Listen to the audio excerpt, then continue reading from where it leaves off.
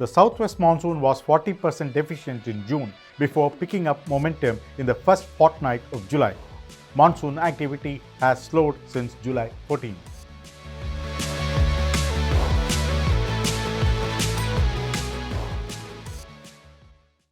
Namaste. India's first private weather forecaster, Skymet, was the first to say that the monsoon would be below normal this year. It has been up with its prediction on El Nino and the Indian Ocean Dipole, which could provide some relief to the monsoon deficiency.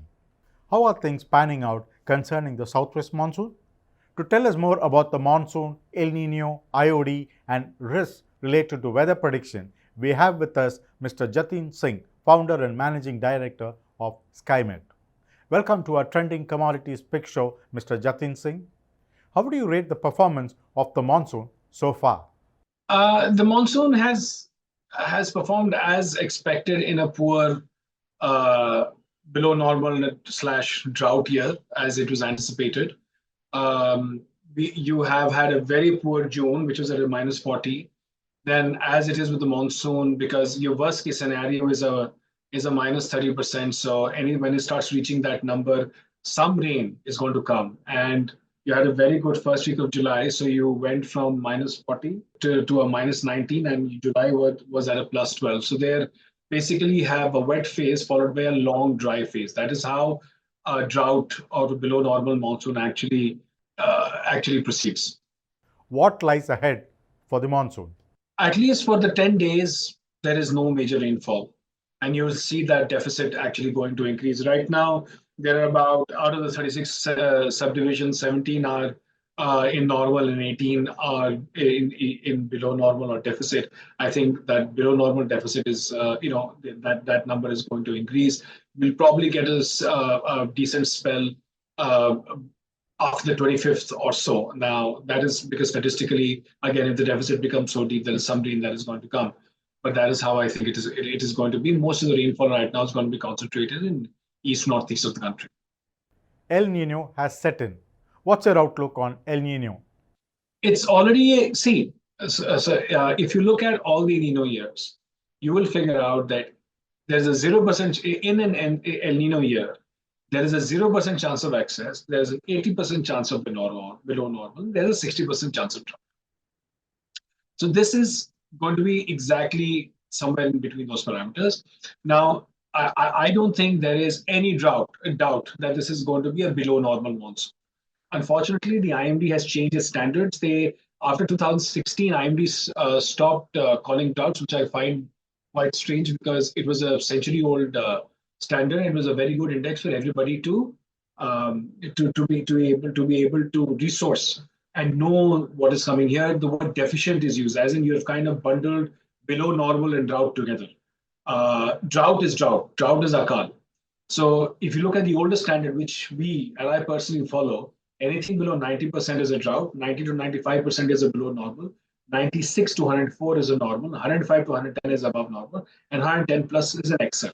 So our first forecast was for a minus 6. IMD's first forecast was for a minus 8, which they brought down by 2% to 90.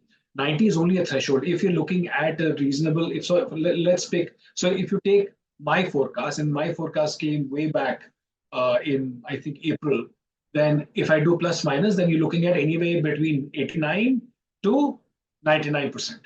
If you look at the IMD second forecast, you're looking at, if I take 5%, I think they have a broader range, but let's take 5% for argument's sake. They're looking at an 85 in a best case scenario, 85 in a worst case scenario, and a 95 in a best case scenario. So effectively, it is below normal and drought that is going to happen, and that is exactly what is happening. Now, when you take something like this, we need to understand that El Nino, droughts are a part and parcel of our weather. It is as old as history itself. If you go back 130 years, so for example, if I take the year 1900 and 2000, on an average, there was one drought per decade. After the 2000, there were at least 6 droughts that came in quick succession. Then after 2020, we still haven't had a drought. So to speak, we've had a below normal year in 2023, which was at a minus 6. So in many ways, this is kind of due. The IOD is expected to provide some relief to the monsoon that is likely to be below normal. Your views on the IOD? Sir, IOD, again, if there's an outside chance, I've seen it happening in 2019. Then one of the strongest El Ninos was in 1997, and the IOD plume took the monsoon to 102% of the LPA. So there's an outside chance, although the IOD right now is a minus 0.06, it is going to reach a threshold of zero point 0.4 by August, and after that, it is supposed to accelerate to 1 degree. I don't know how much it will balance out the monsoon, but there is only about 20% chance that it will be able to pull the monsoon from its current predicament. And that impact also IOD sometimes, and I've seen it once, sometimes it is actually very good and it grows, like it warms up very quickly. But then it has to go to a 2 degrees threshold to make any tangible impact on the Indian monsoon, and whatever impact is going to be in the latter months of say August, September, and maybe looking at say October rainfall.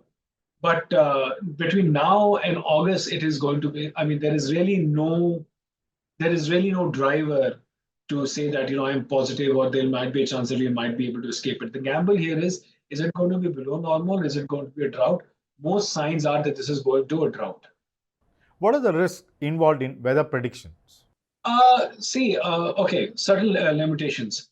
If you look at a city or a village level weather forecast, as in if I squeeze my grid, you can only do a 10-day precipitation forecast. Okay, anything beyond 10 days changes, number one, 7 to 10 days, which is much better than what it used to be a couple of years ago.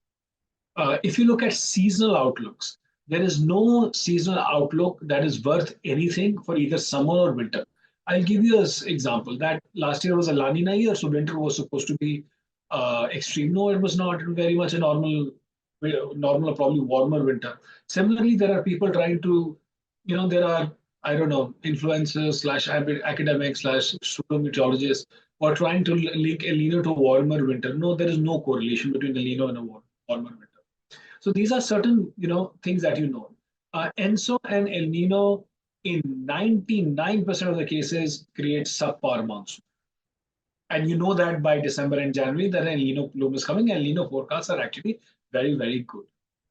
On top of that, I guess for nowcasting, there are, your Doppler weather radar network of India is there, though it could be better, but that has become better. And there's a lightning detection network that we used to have. But IMD, IITM also have, which is very good for nowcasting over the next couple of hours.